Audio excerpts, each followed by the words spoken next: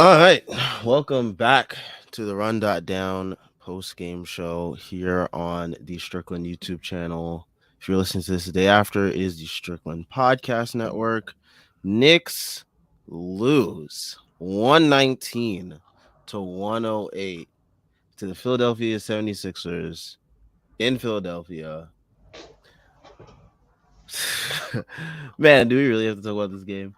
Oh, Uh, man. how many times have you heard the Knicks couldn't figure out a second half zone?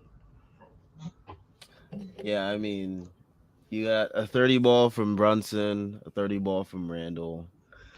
And, Knicks had a 12, 13 point lead in this game. They had multiple points in this game where they had the lead. Yep. And And they just then, could not get it done due to multiple factors, including a lot that has to do with like a lot of the other guys not really just like showing up as much as they did the other days. Um yep. and the coach. I mean, I would push back on that because I feel like RJ gave you the production that 48 did, and quickly obviously gave you the production that McBride did. Like, they had enough to win this game. They just, mental errors, lack of adjustments from our coach, one egregious blunder in the third quarter in particular that led to a 6 point swing. But we'll talk about it. We'll discuss it. Um yeah. So, um yeah. Um I don't even know where to start, honestly. Like the Knicks, they came out super strong in this game. They look like a team that, actually got some decent rest with with the 20-point explosion in the first quarter by Jalen Brunson. I mean, he looked like he was about to go off for 50 today. Uh-huh. But, you know, I just don't know. Yeah, they like he had 20 points in the first quarter, and then they kind of just slowed him down, and he had 10 points for the rest of the game. Which is funny because like he started off the third quarter pretty solidly too, so it was just like, and then when he didn't have it going, Randall had it going in the third quarter. Um, yeah, it was just for the first 2.5 quarters of this game, the Knicks were just rolling. Like they were absolutely rolling. The Sixers couldn't do anything. Embiid was going off, but like no other Sixer could do anything. And then uh, Harding drives for a layup. Hardenstein gives it up. They go, they score, and then RJ tries to inbound the ball. He passes That's when it. the collapse started. Yep, he passes it past Brunson's hands. Maxi steals it. Maxi hits three. They have a 5-0 run. It leads to, I believe, an 11-0 run. And then the Sixers take the lead in the third quarter. The Knicks take the lead back for a little bit, and then the Sixers basically just rain hellfire from three in the fourth quarter. And that kind of spells the game. Yeah, once Maxi hit that three, I was like, "Oop! Oh, Yep, here comes." I was like, "Knicks game starting right now. Here comes the yep. Knicks." You can always tell when the Knicks are gonna like, You no know matter when how they lost all momentum. Like you like could see it in their faces. You could see it in Dibs. Like Dibs, he just like started flailing his arms as soon as that play yeah. happened, and I was like, "Oh yeah, we lost this If game. Maxi That's it." misses that three, they probably win that game. But the fact that Maxi hit that three and they basically Such a went from like backbreaker. they went from like an 11 point lead to a 5 point lead, like that, the game just went to shit. Because I was like, oh well, now we have to play keep up, and then they just came out and they were flat. Yeah, I mean, I just don't. I don't. This team manages to break my brain every single time, even though I know what I'm getting into with this team. But yeah, I mean, it, along with that stretch right there, the beginning of the fourth quarter where RJ is running with the bench unit, that is another stretch of the game that kind of like basically killed the team, because not only was it the zone that was like killing us, it was we were getting nothing offensively, so Dibs had to bring back guys really quickly. Like guys didn't get a chance to rest on the bench. Yep, because JB they and Randall. insist on running RJ with this bench unit. It makes no sense. I get you want to get him creator reps. He's not good enough to insulate those lineups, man. Like he just does not provide enough of those lineups. He is he I is mean, it's like with his production in those lineups, it's like a night by night thing. Like it's like you don't know which night it's going to be like he's producing with the bench, and what night it's gonna be like a bad performance. Like tonight, I mean, tonight he put up pretty solid numbers, but like when he was out there with the bench, it was like there was nothing going for him or the rest of the guys on the team. I mean, Obi and Deuce didn't have it going today. um Quickly he had it going, but like how much are we really going to keep relying on Quickly? I know we just got Josh Hart in the trade, which we will probably talk about because we didn't get to give our full opinions during the live streams that occurred over the various past days.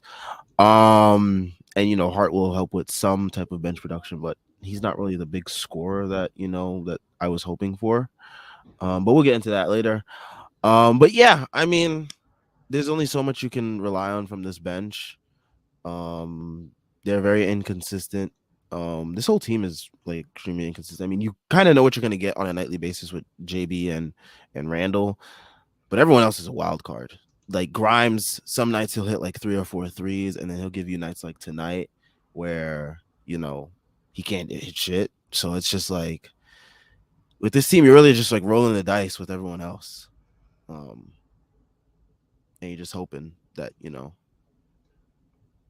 yep. It's a head scratcher, man. It's just unfortunate that like you go watch this team just self destruct in real time, and then like you just see that they're not going to fix anything. They're just going to keep ramming their head into the wall. I just I don't get it. Uh, well, I get it, but the problem is I shouldn't have to get it because this coach doesn't make it easy. and, and I want to push back on people on Twitter. They're saying like, oh, people are blaming RJ for his loss. I don't think anyone's really blaming RJ for the loss. Like, at least I don't think any rational people are blaming him for the loss. Like, this loss was on Thibs and a lot of the other role players as much as it was on um RJ, as much as it was on our usual fourth quarter antics, with playing ISO ball, and stuff like that. But I don't I even mean, think it was ISO ball. Like I think they moved the ball decently well. The problem was the guys who you expect to try to hit shots don't hit shots, and then like Grimes was 0-4 from three tonight. At that point, he just stopped shooting. Like Grimes gets to a point sometimes where like he just wants to drive, and and that's he what just Thibs is ingrained in these guys because it's like get to the rim, get to the rim, get to the rim, get to the rim. I just it also doesn't help that like this team I think what quickly got a turnover at one point. I think the game was still manageable. Quickly got the turnover. RJ is leading the fast break, and instead of throwing it underneath the hoop to Hart for a wide open dunk, he passes it to Jalen Brunson, who immediately just has to like fill the corners, and then like the Sixers are able to get back on defense. So it's just like, what the hell is he doing out there? I just you pay like he has the most guaranteed money on the team, and for some reason his brain just does not work when you want it to. And like, yeah, he had a good shooting game, but like, I I don't care. I do not care. I just look at him and I go, another game with four turnovers. He leads the team in turnovers. He had a third of the team's turnovers today. Um, Lazy ass rebounding. The defense was spotty as usual, and I hate the fact that I have to say that as usual, but it's the case. I just He lost Georges Niang a bunch yeah, during that and stretch that's where that's also like they were that's the killing us thing. with threes. That's the thing. He loses a bunch of shooters. He gets caught napping off ball, and it's like there's a reason why they got Josh Hart, And the reason why they got Josh Hart is number 9. Yeah, shore up some of the defense that we lost on the wing. Um, yeah, I mean, I'm not fully blaming the loss on him. I mean, there's a ton of factors and the comments and we'll get to all those as we continue to discuss tonight's loss. I mean, tonight turned into like it started out as going to be like one of the like better wins of the season, and you had people on Twitter, and rightfully so at the moment, saying, hey, we could go toe to toe with anyone in the East, especially, the way the East is looking now after, all these trades have gone down. Um, and like we're in every game. It's just the fact that we have these collapses that happen. Um, and one of those factors for those collapses is just like the staggering of Julius and Brunson. I feel like I'm not even trying to defend Dibs here because I don't even like him, but I feel like he's also his brain just like goes into survival mode once he sees that like the bench isn't like really producing as much as he wants it to, or at least as much as it like should. That he just throws out Jalen and Randall He has to. together He has to. without allowing them to get proper rest. Um, but yeah, I mean, the bench guys just didn't produce, and that was the difference between this game and um what was that game the other day that we played on ESPN? Sixers. Oh, that was the Sixers. Man, that felt like like 2 weeks ago, but Yeah. yeah, I mean that's the difference between this game and that other Sixers game is the bench just giving us production. Yeah. Um, and Tyrese Maxey went off today. Mm-hmm. That was one thing that didn't happen in the last game as well. And the defense was I mean the defense was bad on Maxi, but like Maxi also just hit like a bunch of tough shots as well. So it's just like whatever at that point. Like you can't really get mad at like who was defending him. He just hit tough shots, and that's what Tyrese Maxey does sometimes. But yeah, I mean, just a bunch of stuff that continue to happen in Knicks games. Um, that's the main reason why I want us to get someone like a Gary Trent Jr. to give us some added bench scoring. Don't get me wrong, I do love the Josh Hart addition because he does also um, bring qualities that we do need in terms of defense, versatility, Rebounding. rebounding. Rebounding is a huge one. But yeah, I would have loved if we could have got a Gary Trent Jr. as well. Who knows what the asking price was on him because the Raptors, they 17 first rounders, the way Masai was moving at the deadline. honestly, this guy's a madman the way he was asking for like 7 picks for like each player. My man wanted 3 good picks and a player for OG Ananobi. Like he Son, needs to he needs to get for real. fam, like, He needs to I get don't for know. real. We'll talk about it because trade deadline was stupid. Yeah. But yeah, going through the box score, Brunson 37-9, Randall 30-10-3, RJ 19-3-2, Quickly 13-3. Um, you know, Hartenstein, he gave you some solid minutes. He gave you 3 blocks. So, shout out to him for continuing that rim protection that, he didn't really provide earlier on in his Knicks tenure. So, shout out to him for, shoring things up. Um Sims, man, Sims had a rough night tonight. Yep, he got worked. He fell for every little trick Joel had. Hook, line, and sinker. Joel got his game off tonight. It was not fun to watch. Nope, not one bit. It was just like there was nothing he could do about it either. Like you can try, like you really can't play defense either on that because like Joel is just gonna get to the line for whatever reason. So really sucked.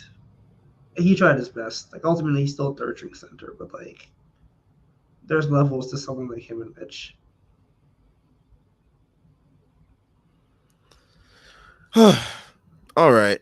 Um, should we get to the ad read before we get to comments? Get to it. No. I think we spoke about all we can with this game. I mean, typical Knicks. All right, we're gonna get to the ad read, and then we are going to get to comments. So definitely, if you're watching on Twitter, I know that you can't leave comments on Twitter, so pull up to YouTube so that way you can leave a comment. Definitely let us know how you felt about tonight's game. Let us know if there's anything you want us to talk about in particular as we continue to discuss this game and everything Knicks, because there's a lot of Knicks stuff that happened in the last couple days. Um, NBA fans, it's time to bring the hoops action to the palm of your hand with DraftKings Sportsbook, an official sports betting partner of the NBA.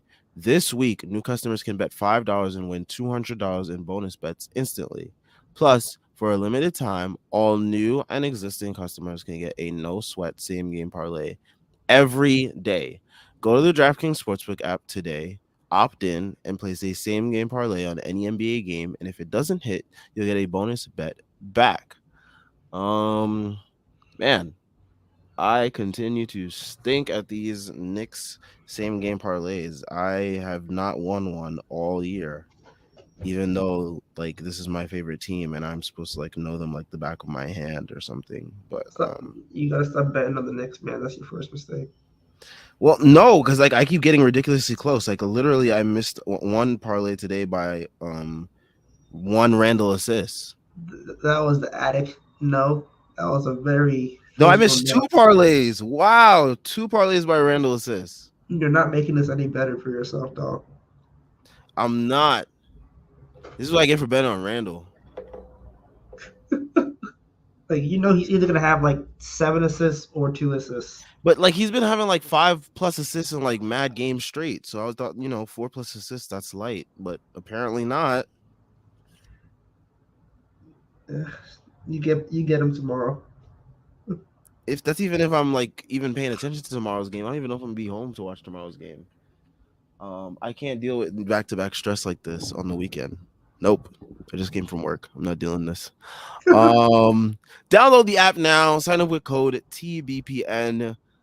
Maybe you can win a parlay, unlike me betting on the Knicks. New customers can bet $5 on the NBA and get $200 in bonus bets instantly.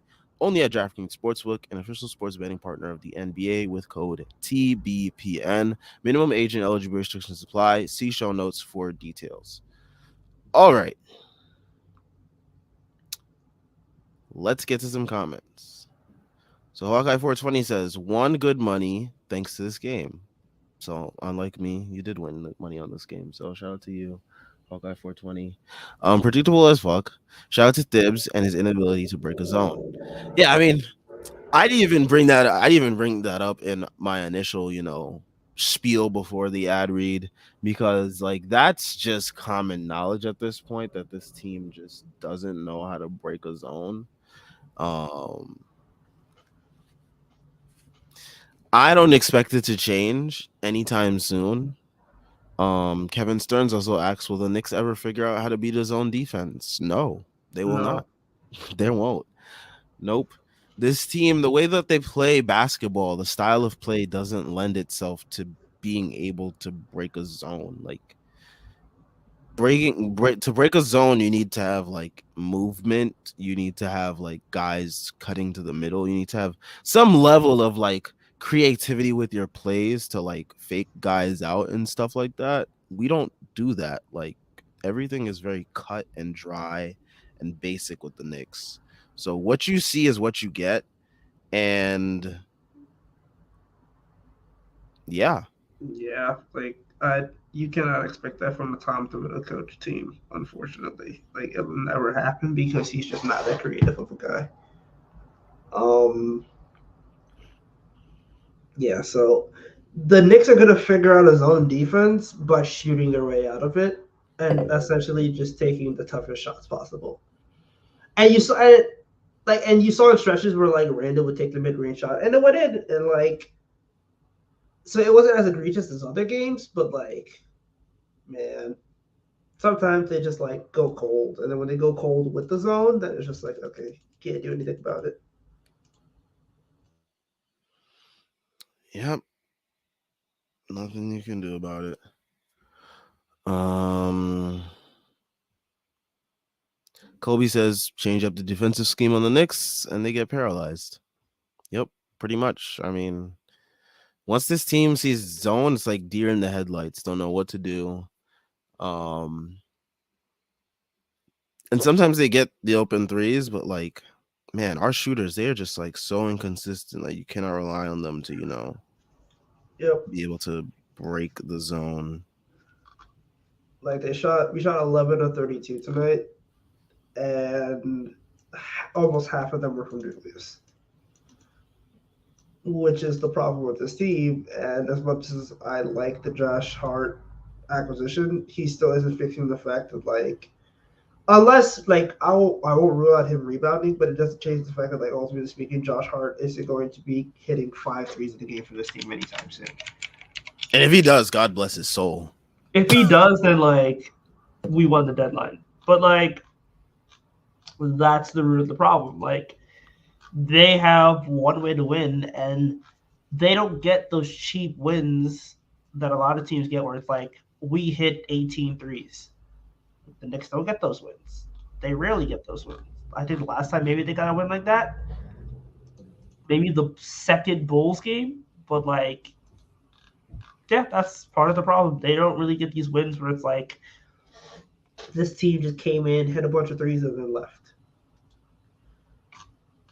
which is really unfortunate because last year they got a couple wins that way. But that's what happens when you essentially lose your two best shooters, one of them benched, one of them traded. Yeah. Larry Israel says Grimes, Obi, and Deuce 0 for 8 on wide open threes. Yeah, I mean that kind of tells you the. I mean, if they each just hit one, that like cuts the gap to like what did we lose by? We lost by 11. Let's by 11. That's like a 2 point game right there. Yeah, like, and it's kind of like Grimes going over really stinks. I feel like if he hits a couple threes, maybe this game's closer. But like, I've seen the takes about, oh, other dudes to take more shots. Like they keep passing them down. Like Grimes is passing up shots. Quickly is passing up shots. Obi barely gets shots. These guys have to take the shots because nobody else in the team wants to take the shots. So yeah, like I just kind of feel like that's the worst part of this. Where just like they still haven't fixed the fact that like offense is going to be very reliant on two dudes, but at the same time, you're ultimately hoping that with playing a bunch of positive players good minutes is going to kind of like insulate a lot of the negativity. Like if you play winning basketball in the majority of your minutes, you should be able to win more basketball games. But there's always Knicks tax. There's always Indeed, Knicks tax. indeed, there's always next things, unfortunately. So Like even if you think you're gonna win a game, like when we even when we were getting up in the game, it was like so hard for me like really get hype because I was like, yo, I know what this team is about to do. And lo and behold, they did it. Like it's just so hard to get like hype watching this team sometimes because it's that's what I'll tweet. like I barely tweet now, like mainly because I'm like half asleep watching these games now because I'm like exhausted from work. Facts. But like yeah, I barely tweet now because I'm just like I don't want to like go through that roller coaster of emotions on the timeline again. Like that's just not fun. Like going through that roller coaster of emotions with the Clippers game, that was disheartening to say the least. Oh, that clip. I don't want to talk about that Clippers game. That Clippers game hurt. But I guess we could discuss the Hart acquisition. Yes. So the Knicks made a trade. If you were living under a rock, they acquired Josh Hart. Out goes Cam Reddish, who is starting for the Blazers tonight in his first game. Um, One of the many weird things going on with the Portland Trail Blazers at the moment. The Blazers in hell for whatever reason. Well, again, we know for whatever reason they like lying, trying to get shit done. But Not even just lying; they're just like shooting up their dudes, like NFL players. Like, give it a total roll, telling them get in the game. Like yeah, but I mean, God bless Cam Reddish. Hopefully, they don't make him play through his many injuries that he usually gets throughout the year. But yeah, out goes him, out goes Archidiakono, out goes brother Svi. He is in Charlotte now. that one hurt. Um but yeah, those three are gone. We also give a protected first round pick of our own. It's lottery protected, I believe. Lottery protected. And if it doesn't convert, it turns to 4 second round picks. So basically if we make the playoffs, they get the pick. Yes. Interesting. Now I want to talk one about that one first because I feel like a lot of people don't understand why that deal was made. And people are like, well, we had the 3 protected first that we got from the draft night, and we have the Mavericks first. Why did we use our pick? All right, let's get nerdy. So the Knicks made that pick lottery protected. Why did they make it lottery protected? They want control of their own pick after the draft. So after draft night, they're going to have control of all of their picks and all of the protected picks. As we just saw, Kevin Durant, if you were living underneath a rock, Kevin Durant is now a Phoenix Sun. What did the Phoenix Suns trade? They traded Carl Bridges, they traded Cam Johnson, and they traded, aside from Jay Crowder, 4 unprotected first-round picks. Once you trade 4 unprotected first-round picks of your own, that means that you can no longer trade first-round picks until 2 years in the future. That's when you'll be able to get another pick. So what the Knicks essentially did was they said our pick and the Mavs pick are probably going to be around the same range anyway.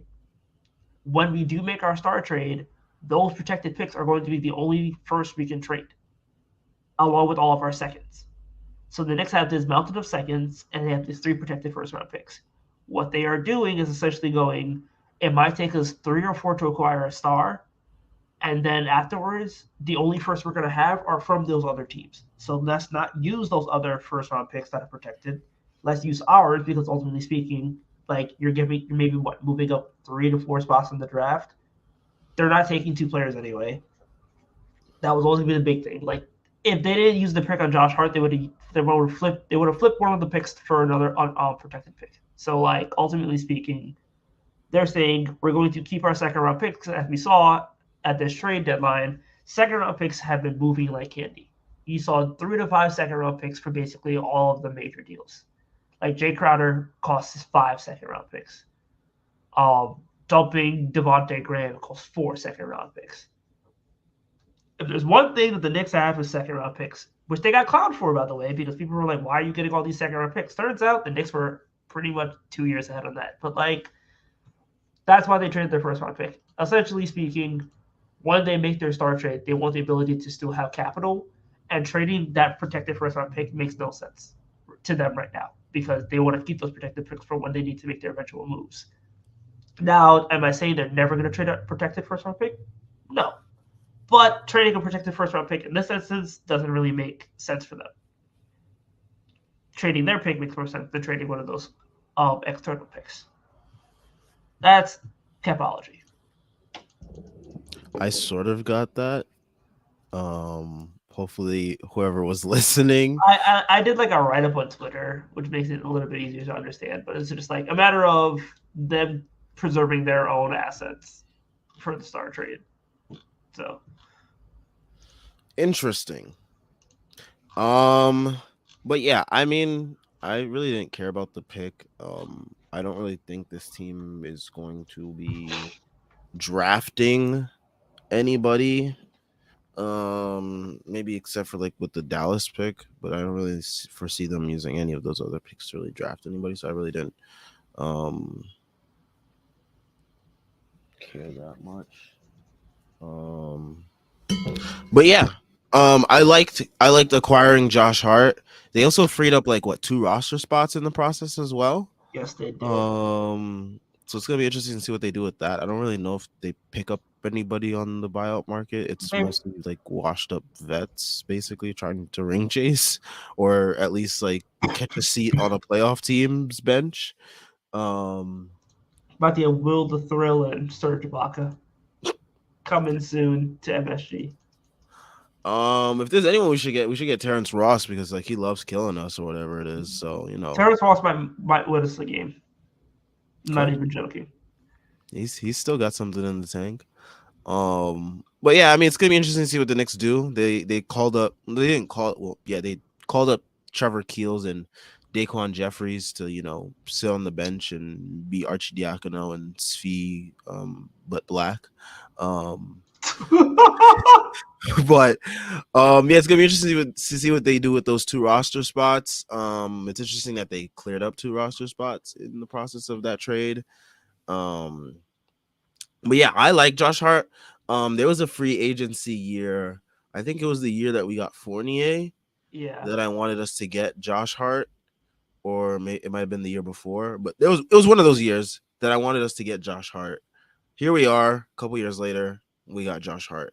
I like what he brings to this team. That was back when Josh Hart was like actually like his 3-point percentage didn't plummet while being on the Blazers. So that was before that I wanted him because he was like what around like 34-35% from three or whatever it was. He was 35%. Yeah, so like when he was around that, I was like, that's a solid like 3-and-D option. He also gives us great rebounding. So if he can, regress back to his mean of around that 34-35% range, and still provide the transition play that has been highly touted of him. That's one thing that a lot of Knicks fans I noticed that who have been making threads and have been watching the film have said that he'll help us with our transition offense, which is something that the Knicks definitely do need help with. But yeah, just overall the rebounding and the defense, I love that because you can never have too much of it is my philosophy. So yeah, I like the move. Yeah, I like it too. I like the move mainly because I think it will lend itself to Tibbs, and bear with me when I say this, best qualities as a coach. I think Tibbs has an issue where he boxes guys into roles, but I think the thing with Josh Hart is you can box him into any role, and ultimately he will be productive.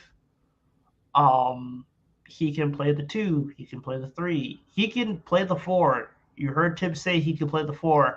I will say this on pod. I guarantee you they're going to run small ball because now Tibbs has a 4 that he trusts. Um, Would not be surprised to see a lot of small ball with those lineups.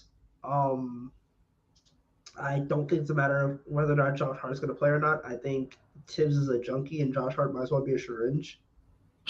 Like that man will be playing Josh Hart as much as Josh Hart wants to play. And I think Josh Hart's excited for it, obviously, because Brunson is there. He was teammates with Randall at one point. So, like, I don't think that's much of it. I don't think that's much of an issue anyway. I just I wish we got more shooting, but at the same time, like Josh Hart is a good player. This team needs more good players, and ultimately speaking, the big reason why they got Josh Hart to insulate the RJ Barrett minutes, because I feel like at this point, Josh Hart is a hedge of OG Anunoby. This team wanted OG Anunoby. I don't think that's any And hot take. Masai is on hard drugs, so Yes. no one can get OG and Anunoby. Yes, it was essentially they wanted 3 first-round picks and a good player. And then they just lost the Jazz tonight. So shout outs to Masai Ujiri for trying to run it back. I love how the Raptors and the Bulls were like, oh, Kevin Durant got traded, so like yeah, we can definitely make a run for a spot in the East. Like, get real with yourselves. Yeah, I don't know what they were thinking, but they clearly were not thinking sober. But yeah, so I would not be surprised if you see RJ Barrett come down to like 28 minutes a game instead of 35, because I feel like Josh Hart might take off like a couple of minutes from him. He might soak off a couple of minutes from Brunson, a couple of minutes from Randall in some cases, and he's taking all of Deuce's minutes. Deuce McBride is going to be gritty on the bench. Ryan Archidiakono gave him the mantle, and now Deuce must carry it. But yeah, I expect Josh Hart to be probably the sixth man. I think he gets a bit more minutes too quickly, and I think it's a good thing. Um, also, like you got a good player, you got him a little bit pricey, but ultimately I think you'll be able to afford his next extension. There is a question of, well, you're extending Josh Hart, and you have to extend Emmanuel quickly, and you probably extend Quentin Grimes, and then Artie's on his extension, and then potentially the Obi situation. I guess we can talk about Obi in a little bit too, but I mean, they're keeping Josh Hart because they want Josh Hart on the team. And bold prediction, I don't think RJ Barrett's on this team much longer. So, yeah, that's kind of where I'm at. Josh Hart's a good play. Josh Hart's a good player. He's a good upside play. I mean, he's only 27, so he is, compared to the rest of the people on this team, a grizzled veteran. And ultimately speaking, like he'll help out this team. If this team goes to the second round, which I think they have a chance to do, especially with how the Nets are going to be free falling soon, even though they beat the Bulls, don't buy the fucking bubble. Uh, I wouldn't be surprised if this team ends up finishing fifth or sixth, and I think they miss. I think they avoid the play-in entirely. So if that happens, I think Josh Hart could be the reason why they either take a team close in the first round or even get to the second round. He's just a winning player. He makes winning plays, and ultimately speaking, like the team can use a lot of guys who just kind of have that DNA in them. Brunson has it, obviously, and Josh Hart has it too. Yeah. Um, I would love to drink the Kool-Aid all the way, but this team just has so many bad habits. Like Josh Hart is great, but like I mean, he's like a great role player for this team. But man, it's gonna be so hard to like really buy this team fully just because of all the bad habits. And wow, what the hell is going on in Detroit? Yeah, it's a What tank ball. in God's name is going on over there? It's a good old fashioned tank ball. I'm enjoying it as a Spurs fan. I'm enjoying this. The women Yama got teams out here having classics. Jalen Duren 30 and 17, and they wanted to start James Wiseman. They're gonna be starting Jays, bro. I guess we could just talk trade deadline. Son, son, what is good with the Pistons? I don't know, man. I What don't a even know weird that ass deal's going to get team. legal. I don't think that deal's going to be legal anymore because James Wiseman. Because remember I Gary I Payton said think it. I think the Warriors will end up doing it just because Yeah, they like want to get what's the point of bringing James Wiseman back into that situation? Like I not think only he's is a, it awkward, it's just like bad for him. yeah. I think it still happens, but it's wild that like he's essentially going to be out the rest of the season. Gary And Payton Jr. because the core injury, they said he's out 3 months. So yeah, it could. He might just very well be out for the season, which is hilarious. I thought it hilarious for him, just hilarious in general. But yeah, Back to our Hart discussion really quickly. Kevin Stearns says, "I can't wait to have a Hart closing over RJ." well, I hope you enjoy it because it's going to be happening a lot. Well, I mean, he started. He's had quick play over him. He's played Grimes play over him, close over him.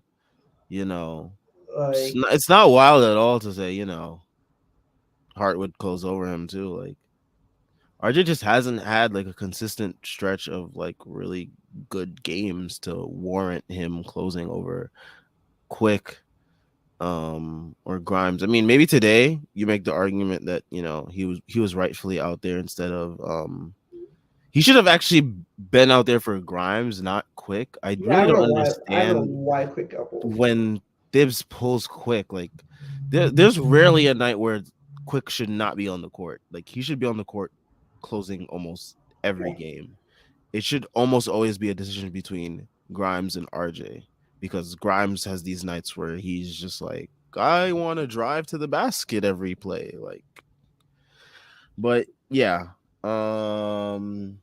yeah. So definitely, it could happen. It's also gonna depend on personnel that we're playing that night, and what the matchup warrants. And some nights it's just gonna be Hearts night, and that's gonna be perfectly fine. It's gonna be up to the fan base to not freaking overreact to like every like time someone closes over RJ, or even You're every time funny. You're funny. That's never gonna happen. Of course not. This fan base is totally sane and totally rational, and they always make They was writing Cam Reddish fan fiction for the interview after he got traded. Do you think this team is rational? bro, they're writing like race relations, theses based on like Cam Reddish, people not liking Cam Reddish. Like, please get a grip, people. There's bigger fish to fry in the world. We Larry got actual Israel, racism. huh? We got actual racism. Like, come on. Yeah, actual racism. Too, don't talk about Black History Month. Larry Israel. Wow, this definitely doesn't make me feel better. If Grimes had made shots, Julius Randle would have had 5 dimes, and my parlays would have cashed, and I would have been $700+ richer. So shout out Grimes. Grimes just doesn't care about my money. Um, yeah. Um, Eric McLaurin. This is a new name, or maybe it's new to me because I wasn't here during the trade deadline streams, and maybe you were here. I don't know. Anyways, the only thing RJ does for the bench unit is kill quickly's plus minus. Oof. Ouch. Oh, you're not wrong. Oh, Ouch. like, I'm glad y'all seeing it though. Really glad. Ouch. That's rough. But I see what you're saying. I do see what you're saying. And you're not wrong. Um Chris Bernhardt says, I see the Knicks trading out of this draft for more future capital unless there's someone they desperately want. I doubt it because they need a rotation player to replace Obi. Because I don't think Obi is long for this roster because at the deadline, in layman's terms, it was essentially put Obi Toppin has a lot of value around the league. Now, that report probably gets out because the Knicks want it out, but it wouldn't surprise me if Obi Toppin has a decent amount of value around the league to the point where like Indiana could call. I think the fact that Wolves was surprised that Obi Toppin wasn't traded kind of shows you that like they probably didn't want to mess up that and have like a backup four situation so late in the season.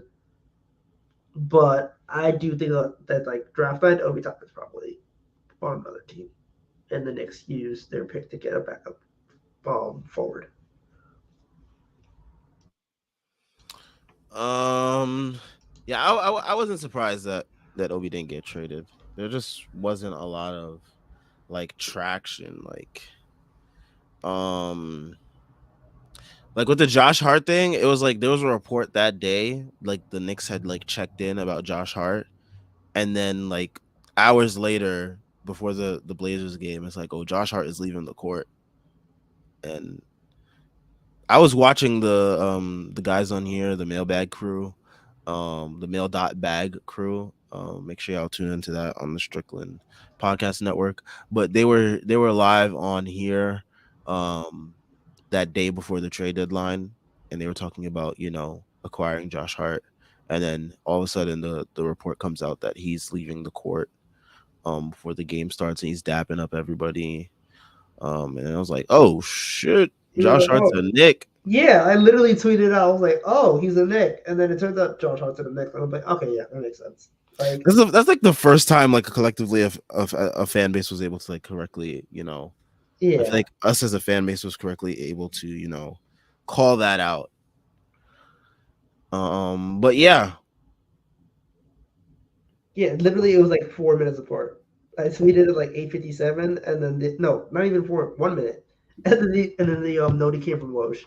Speaking of which, Woj was in his Duffy. Finally he got over was. Shams. My man was saving it. We'll see what happens this offseason, but right now Woj up 1-0 for the season. Um, but yeah, ultimately good move from Josh Hart. I guess we have to talk about like the big thing that happened at the deadline. Uh, The Kevin probably Durant the probably trade. the greatest deadline trade of all time. Matt Ishbia walked in, got the ownership, and went, "I." And now Kevin Durant is one of the Phoenix Suns. First of all, hilarious how that ended.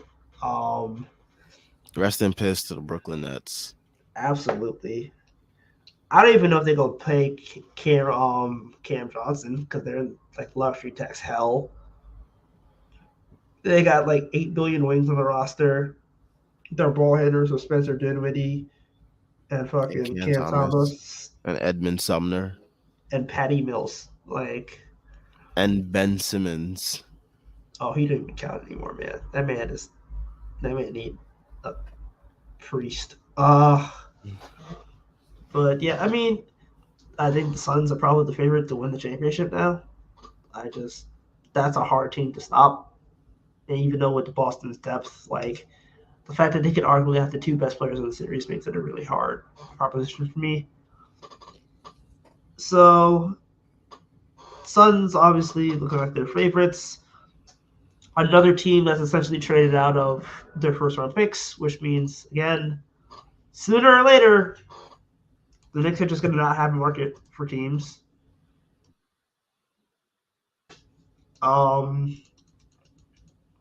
But yeah, good trade for them. I guess I could just find the list of trades.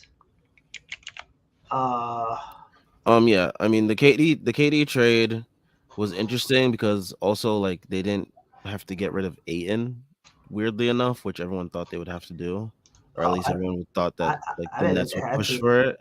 I thought the Suns probably wanted to get rid of Aiton, and the Nets were Yeah, like, but the Nets have Claxton, so I doubt they cared about Aiton as much. yeah, and also what you call it, everyone everyone says like this deal makes the Gobert trade look even worse now because it's like Hey, KD is like exponentially better than Rudy Gobert, and that's what he went for. the A lot of people problem. are counting the Nets though because they just thought the Nets didn't do a good job of getting more for KD. I mean, how much more are you gonna get? It was a one-team More race. picks. You can't get more picks. They traded all the picks they could trade. The Suns were the only team in the NBA that didn't have any additional assets from any other team. So like they They had could have no traded avenue. further in the future picks, They, like they 7 first-round picks. they did. Like they traded all the picks they were legally allowed to trade. So yeah, like Oh wait, because the Jazz, I mean the Timberwolves were able to trade more picks because they had like other people's picks, right? no, they traded the Timberwolves traded 3 unprotected. They traded Walker Kessler's rights, and then they traded the 2029 pick top 5 protected, I believe. I could have sworn they traded like 5 picks. Yeah, it was 4 first-round picks of their own, and then Walker Kessler was treated as the 5th pick because he was made. The selection was made, but they never like signed him. Oh, okay. So it was considered 5 first-round picks essentially. And then like say they have the Cavs where they traded like 3 first-round picks and then the rights to Ochai Agbaji. So yeah, that was a little interesting wrinkle. Also, I need the Rockets to do me a solid and hold on. Please hold on. At least keep us within the game. Not a game, sorry, a half game of 6. But yeah, that's how it shook out. I guess we can talk about some other trades as well.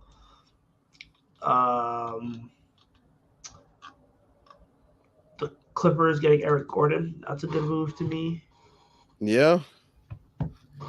They made some, let's say, okay moves. They got rid of Reggie Jackson. That's always a plus. And they got Mason Plumlee. He's okay. That's actually like they got a decent backup big, which is nice for them to see. Like he's Hartenstein light in a way. And yeah, he has the passing chops and whatnot. And the team was interested in Hartenstein, so like they kind of got like a facsimile of him, which is pretty funny. I really like the Muscala trade from the Celtics. That was such a good trade. Like they didn't give up anything, right? Just like they gave up 2 second-round picks. Jackson, who got waived. Like that was such a good deal, man. Like God. Celtics are just so damn good. Brad's defense is somehow good. It's so bizarre to me that the Nets didn't like decide to like trade like at least two of those Seth extra Curry. wings. They could have gotten like 3 second-round picks for Seth Curry, guaranteed. They could have traded Seth. They could have traded like We would have DFS. taken They Seth. could have. They could have traded a whole bunch of their guys and got even more assets for them if that's what they really wanted to do.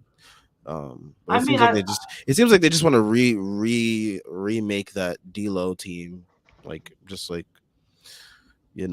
one all-star and a bunch of solid role players that know their role, and it's a fun playoff team with vibes again.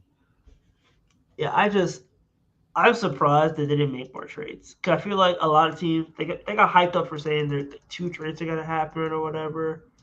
But like, damn, come on, Jesus. Of course the fucking Rockets are choking, man. Oh, I So is everyone just hate watching Cam Reddish on the Blazers no, right no, now? I'm watching the Rockets versus Heat. Cause I want the Heat to lose, and then the Heat hit a three. Oh, But you're relying on a tanking team to pull out a win. sometimes, man, sometimes you kind of just need. Did you see Steven Silas reading off his script the other night? Come on, man. Also, That team is not serious. Cam Reddish got 5 points and 3 shots. The tweets are starting. The tweets are starting. Honestly, I'm so glad that he's off this team. Not because like I like hate this guy with everything in my soul, but like the discourse that he brings to this fan base is absolutely insane. He had Like putting up posters. on on the train station, like I wouldn't even touch those train station things with a 20-foot pole. Like those things are so filthy, and people are out there putting like their hands and putting posters on the gross. We're in Y'all a people are nasty. pandemic. Like, what y'all doing?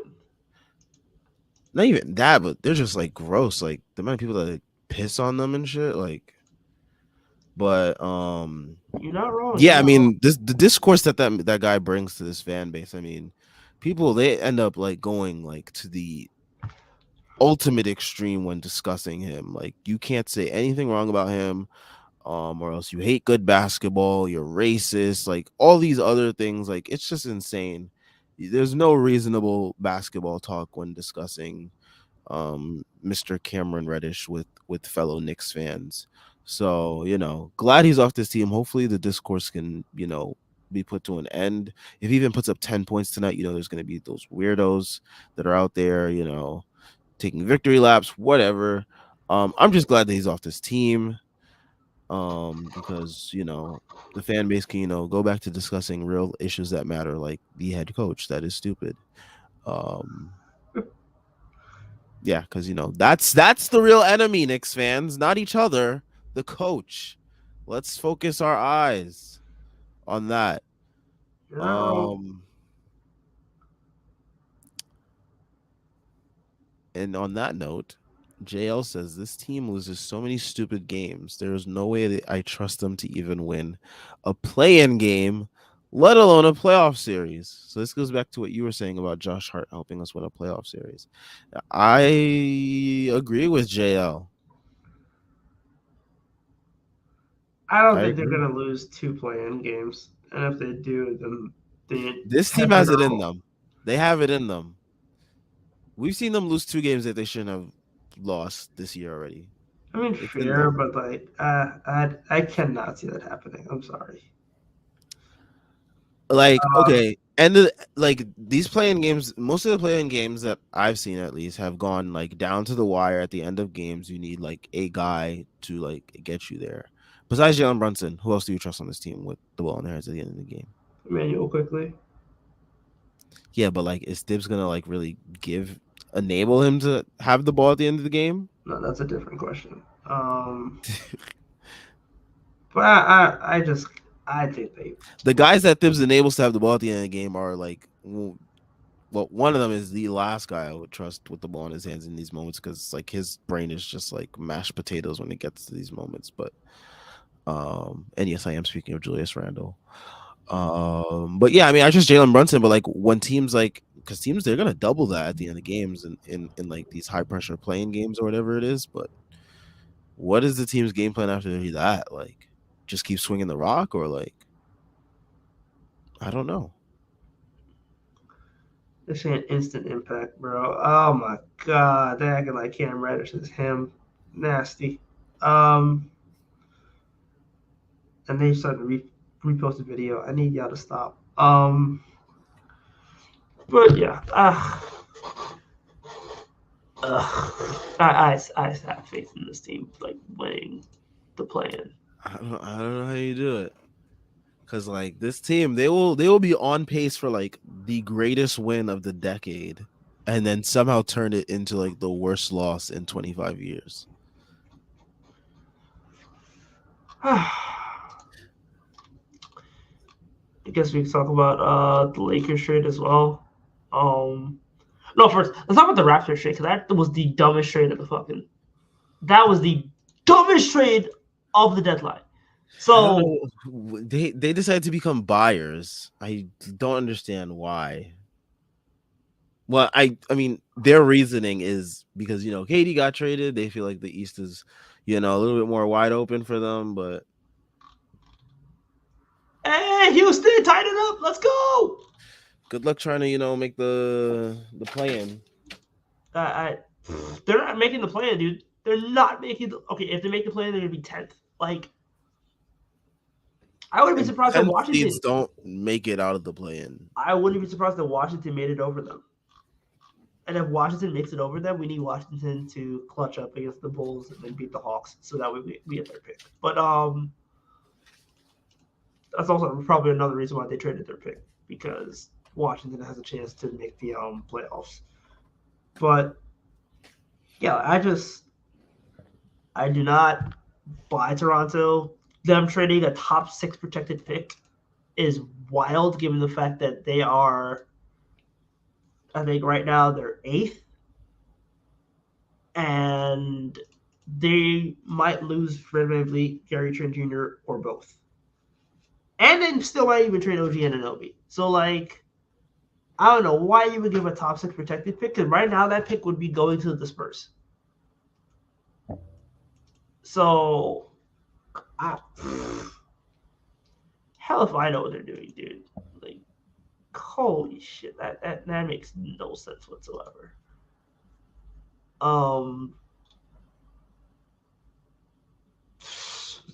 Like, I wish I had takes, because like that trade literally made no sense when I saw it. And I was like, yeah, Jakob Poeltl is nice, but now whoever gets benched, because you're starting Jakob Poeltl, whoever gets benched is going to probably be bolting.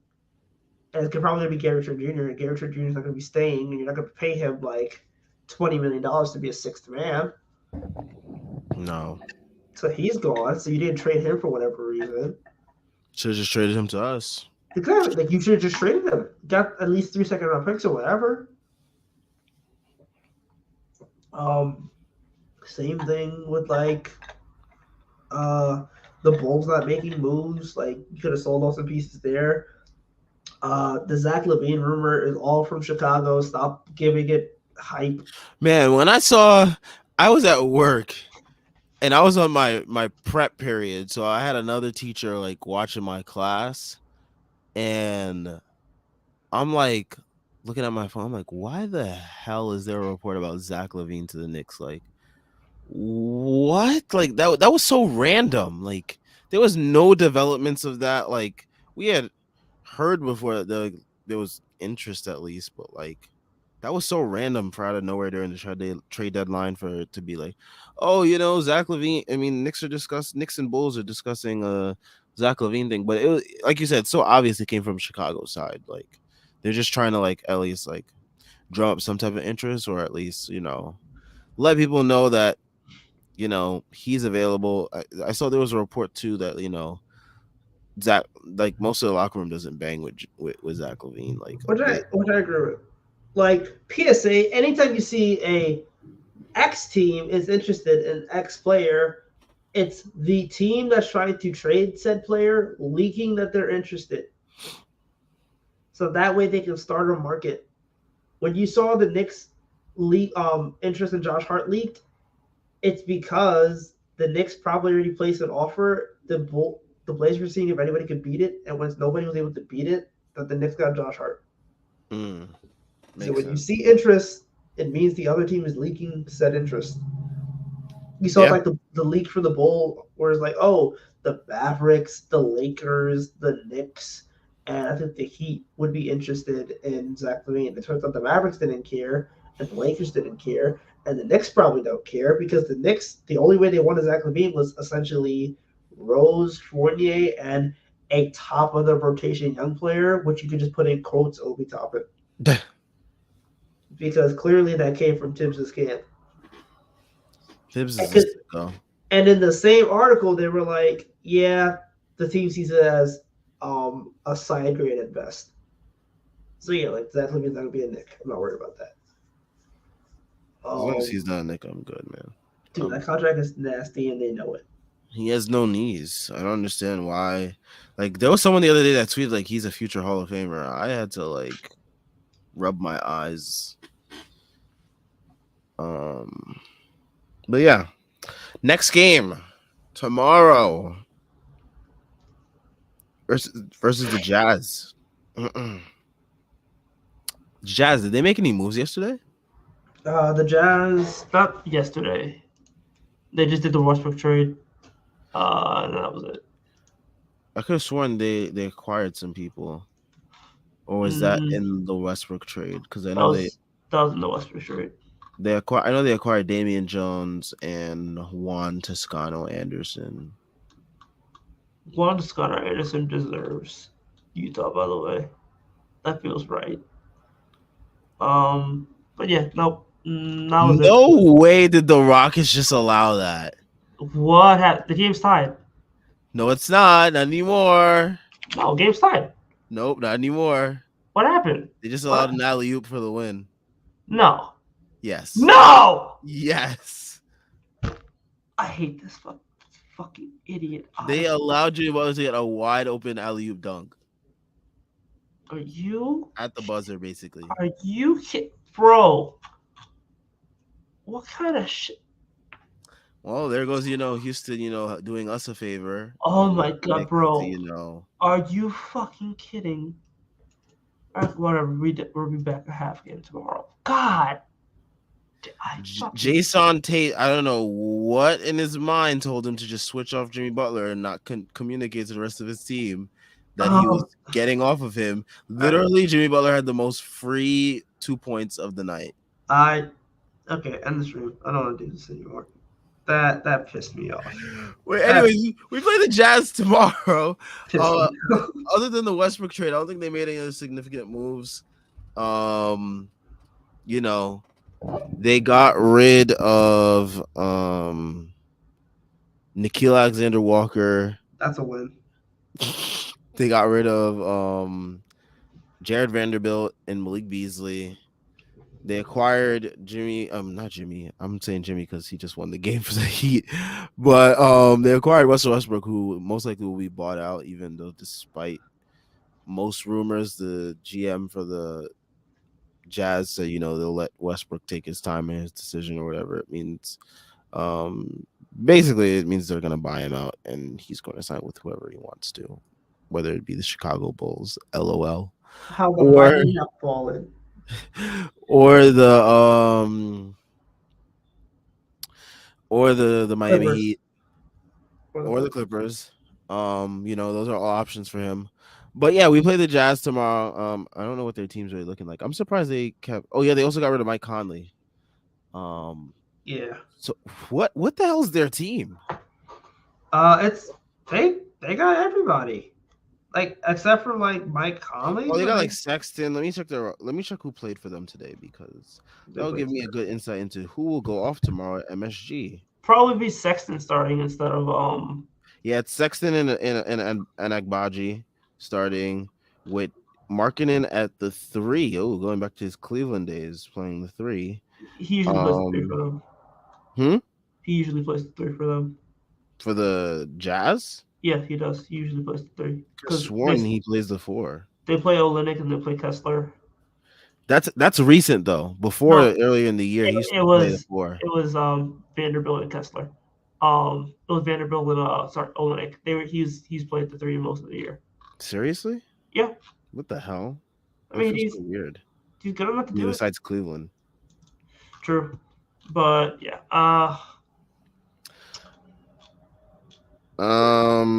But yeah, wow, I their think team is so weird. their team is weird, but like they got a bunch of decent players. Like I think they could probably win. Like it's a good team. I wouldn't be surprised if they won.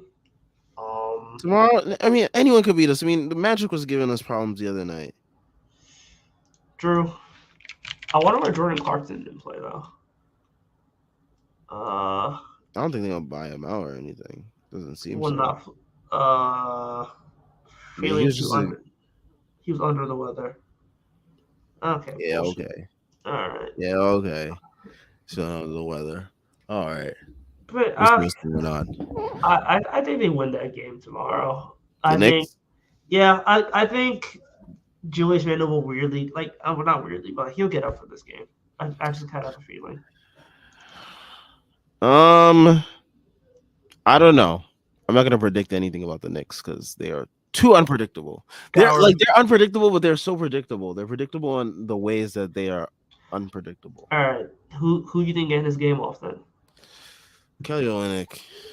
Yep, yep. Kelly Olynyk, man. I was thinking the same thing. White, 6'10", whatever it is, shooting big man. Oh Like my the drain god, threes we gonna with be ease. He's smoking us tomorrow. oh, bro. Son Rudy almost had a Gay, triple double today. He's definitely getting his game off Rudy tomorrow. Gay dropping a cool 10 points on us. Ten Taylor no, Horn, Taylor Taylor Horn Horton Tucker. Tucker. He almost Yeah. had a triple double too. What? Yeah, he had 9, 7, and 8. Yeah, we about to get And Olynyk had 15, 7, and 8. they about to give us some work. I ain't even gonna lie. How many blocks Walker Kessler gonna get tomorrow? I'm thinking like a clean 4.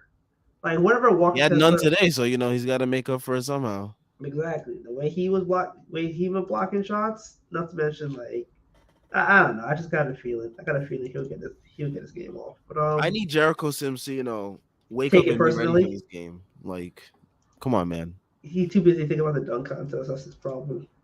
I need Grimes to wake up tomorrow too. Like, just like make threes, man. Just shoot threes. Stop driving. Stop. You're a shooter. It'll never happen. That was your profile coming out of the draft. You're a shooter. Shoot, please. Oh man. But yeah, hopefully they're able to.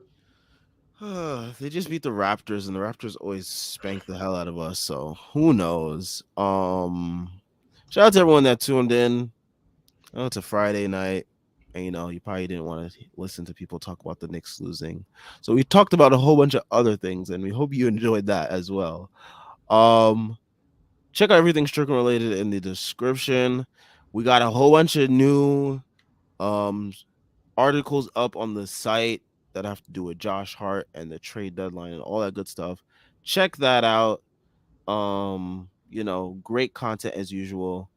We also got links to the Patreon, merch, and Twitter. All great ways to support us. All great ways to keep up with what we're doing. We are also on Instagram at thestrick.land. Twitter is so unpredictable. The other day, it just stopped working for like 2 hours. In moments like those, you need the Strickland. You can find us at thestrick.land. Yeah. So, we'll be back tomorrow. I might be back tomorrow. I don't know. We'll see. But yeah, tomorrow, Knicks versus Jazz in the nighttime. We will see you then. Good night, folks.